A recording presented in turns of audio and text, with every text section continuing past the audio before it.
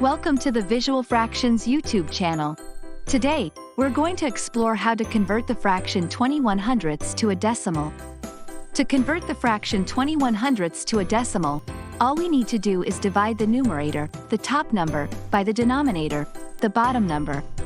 So, we simply divide 20 by 100. The answer we get is 0.2. To do this by hand using long division, we start by writing 20 as the dividend and 100 as the divisor.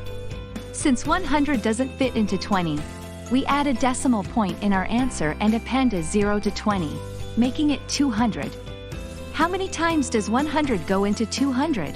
Exactly twice. We write 2 after the decimal point in the quotient, making it 0.2.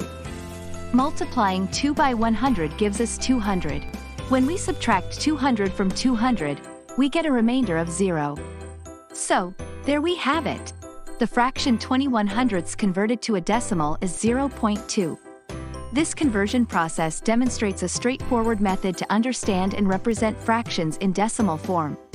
If you found this tutorial helpful, make sure to hit the like button and don't forget to subscribe to Visual Fractions. Thanks for watching.